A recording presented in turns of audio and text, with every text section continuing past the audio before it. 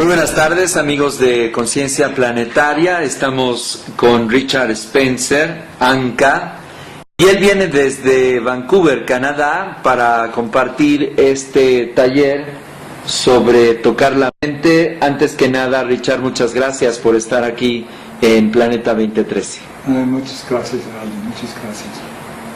El budismo es una de las filosofías más antiguas y que tiene mayor difusión en los países en Oriente. Sí. Para nosotros aquí en Occidente, siempre que escuchamos el budismo, entendemos sobre una práctica para acallar la mente y, en dado caso, la meditación. Para ti, ¿cuál sería la aportación del budismo al mundo y muy particularmente a Occidente, antes de meternos muy en particular en este taller que vas a impartir aquí en la Ciudad de México en los próximos días? Ay, wow. Primero, la palabra filosofía, podemos pensar, podemos encontrar tal vez pensamientos filosóficos, pero sobre todo en el Zen no es filosofía tanto como práctica, es como vivimos. La forma de vivir. La forma de vivir en los detalles. De hecho, me preguntaron por un tema para el retiro y pensé, Dios está en los detalles. ¡Qué maravilla! Pero yendo más hacia el budismo, ¿cuál sería su aportación o algunas de las aportaciones más importantes del budismo? A partir de cada persona, de la práctica de cada persona, podemos cambiar a nosotros mismos y cambiar al mundo. Es una forma de mejorar nuestra conexión con nosotros mismos y con la naturaleza. Entender nuestro lugar, sí, dentro del todo. Cuando hablamos de la naturaleza de la mente, que es un tema pues muy amplio, muy grande, ¿cómo podemos entender a la mente en términos muy simples? ¿Qué es la mente? Buena pregunta.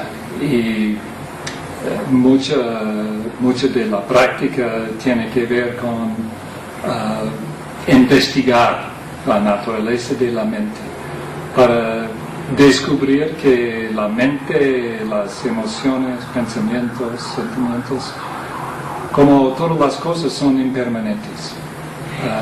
Este principio es muy importante, la impermanencia.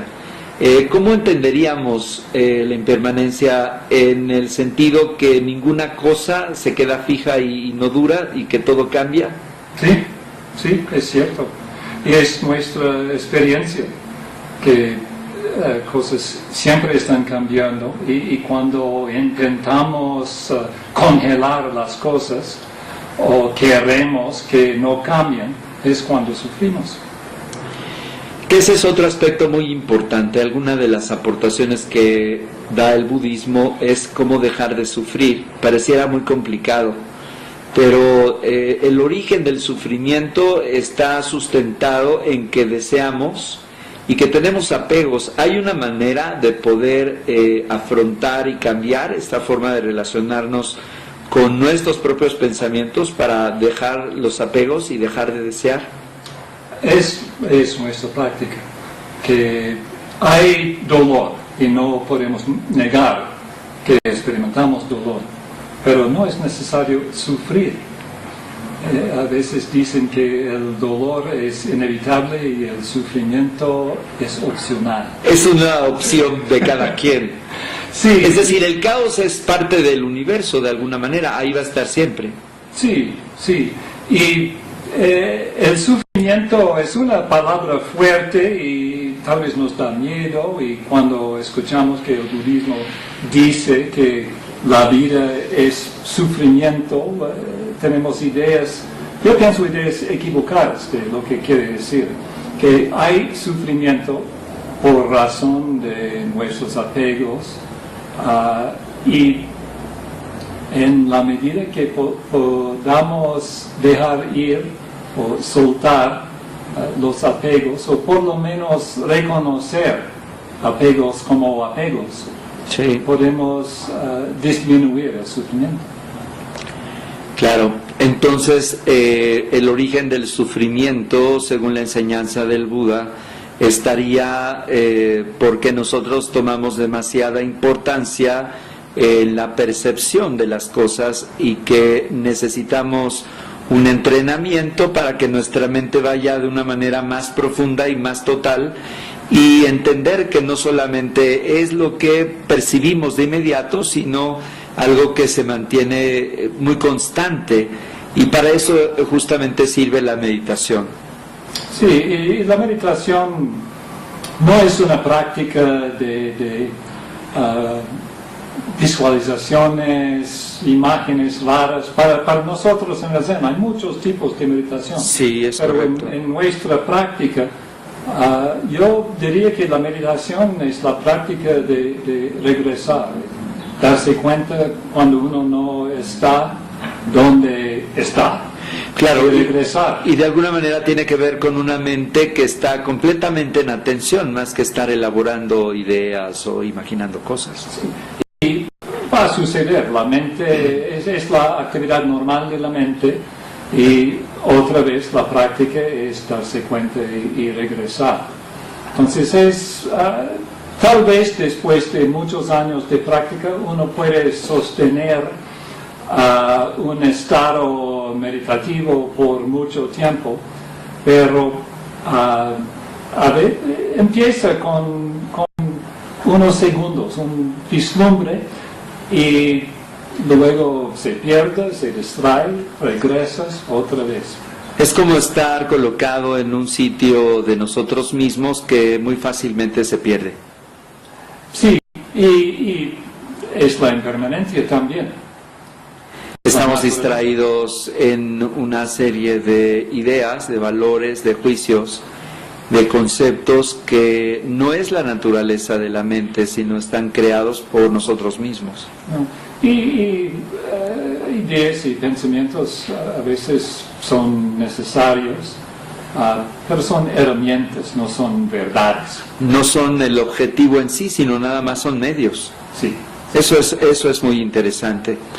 Cuando hablamos del budismo, y ahora en la escuela que tú representas, que es el budismo Zen, hablamos del budismo en el origen de 2600 años en la India, de Siddhartha Gautama, el Buda, este príncipe, y cómo genera su despertar y su enseñanza en Benares y todo eso. Pero ha habido diferentes escuelas de budismo y diferentes etapas. Tu escuela es el budismo Zen. Sí. ¿Y cómo es que entendemos el budismo Zen del budismo histórico? ¿Por qué no nos comentas un poquito sobre el budismo Zen? La historia del Buda histórico, de su búsqueda y su despertar, es la historia de todos. Y en la práctica del Zen, la palabra Zen es la pronunciación japonesa de la palabra Chan en chino, que viene de jhana en sánscrito, que quiere decir meditación. Y nuestra escuela hace hincapié en la práctica de la meditación. Claro, entonces esta sería una de las primeras características para encontrar que el budismo Zen estaría floreciendo mucho más en Japón que en otros lugares en una parte histórica. Pues su historia viene de China, y nuestros ancestros vienen de China hasta el año 1200 más o menos. Un poco la Edad Media. Sí, y luego Dogen, un maestro bien destacado de Japón, fue a China para estudiar y Regresó. regresó a Japón, y él, conocemos como el fundador de la escuela del Zen Soto en Japón. Pero sí, es una práctica que empezó en China. Y De alguna manera se exporta hacia Japón, o en dado caso Japón la importa. Japón importa tal vez y también Corea, que ellos también fueron a China en la misma época. Conocemos que el sintoísmo es una expresión también de la filosofía japonesa. ¿Qué tanto están entremezclándose el Shinto del budismo Zen en Japón? No, realmente no puedo decir, no soy experto en esto, pero sí he escuchado que en Japón es común que muchas personas practican cristianismo a veces, budismo a veces, shintoísmo a veces, como una mezcla para ceremonias e eventos en sus vidas. Pero el Zen es Zen. Claro. Y finalmente es budismo. Sí, absolutamente. Ok, ¿cuáles serían los alcances o los objetivos al practicar el budismo Zen y dentro también del budismo que nosotros podemos distinguir como un objetivo de la práctica? ¿Qué es lo que se consigue para que los amigos que están escuchando el video y que quieran tomar un retiro, qué es lo que se obtiene? Tal vez la respuesta oficial es nada. Y escuchamos mucho de la iluminación, del despertar, y nos da ilusiones, estas palabras, unas ideas. Expectativas que en realidad no son. Sí, sí. Y sobre todo en nuestra escuela hablamos mucho de la práctica realización, como una sola palabra. Sí. Que es cada momento, cada acción, cada momento es un momento despierto. Y no debemos buscar una realización fuera. Claro, otra vez nuestra mente racional quiere hacer como objetivos muy concretos y no se puede. Sí, y puede ser un impedimento enfocarse importante, en algo. ¿no? La idea que el despertar, la iluminación es algo fuera de nosotros. Yo me aproximo al budismo Zen para encontrar la meditación, para encontrar la iluminación, para encontrar lo que quieras. Para y encontrar eso, uno mismo. Claro, y en dado caso eso es lo que finalmente te puede separar, que estás buscando algo. Sí, sí, pienso que casi todos entramos buscando algo. En mi caso sí, empecé a practicar buscando algo, una iluminación, una manera de mejorar mi vida. Sí. Y realmente nadie me dijo que iba a encontrar esto.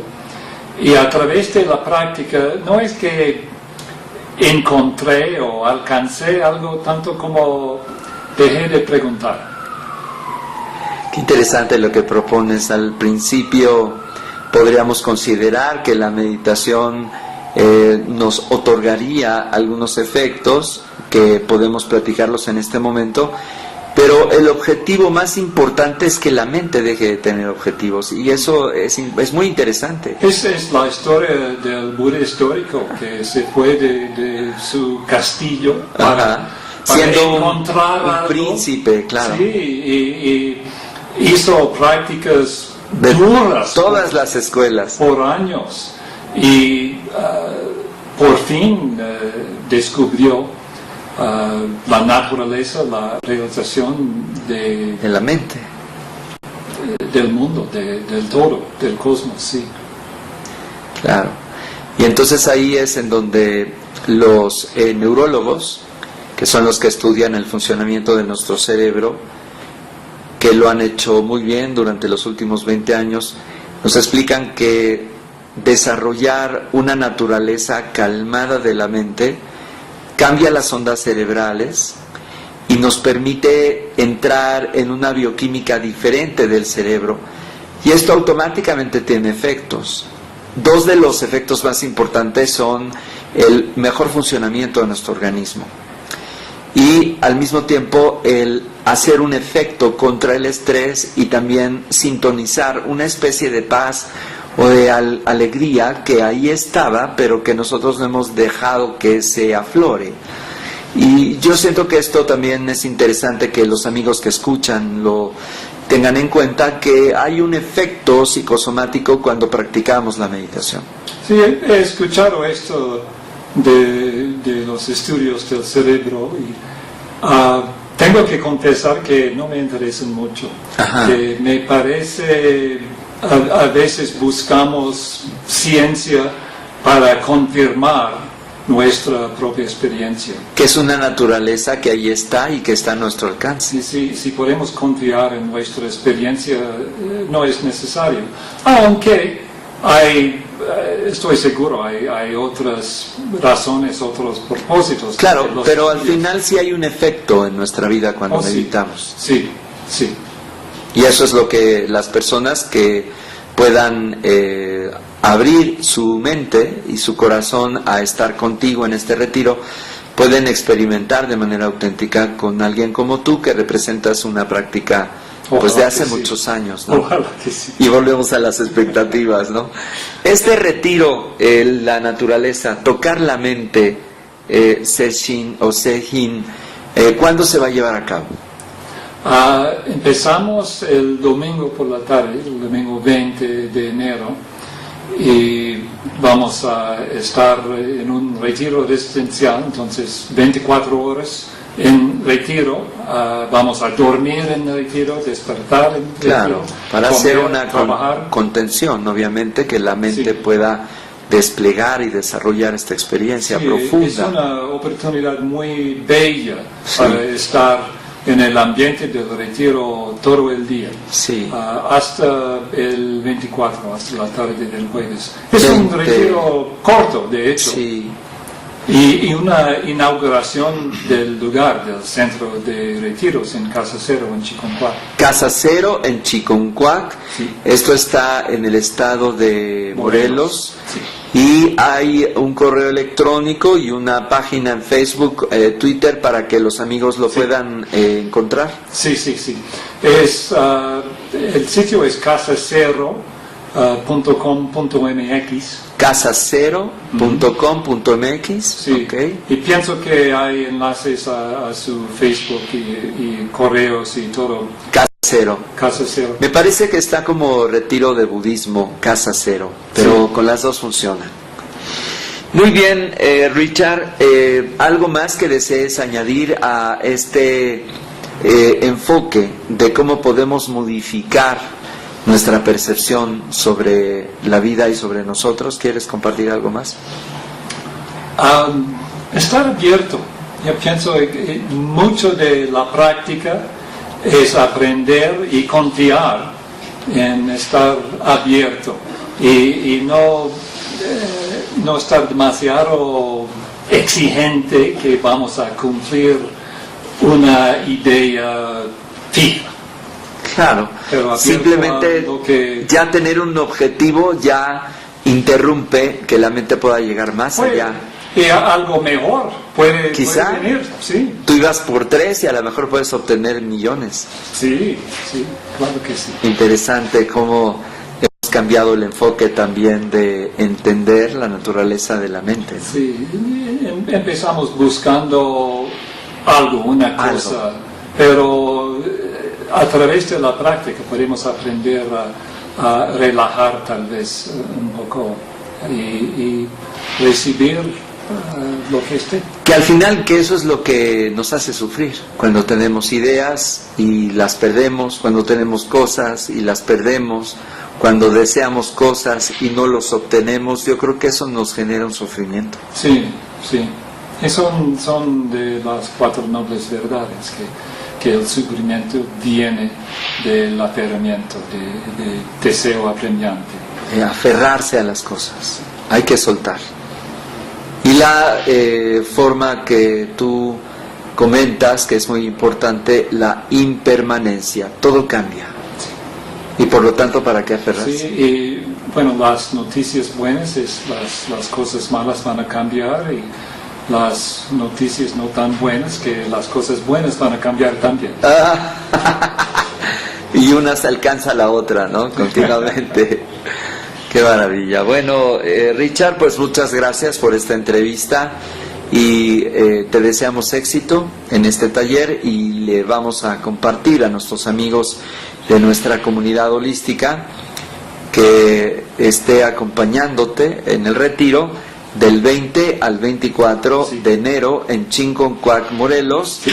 y la página de internet es casacero.com.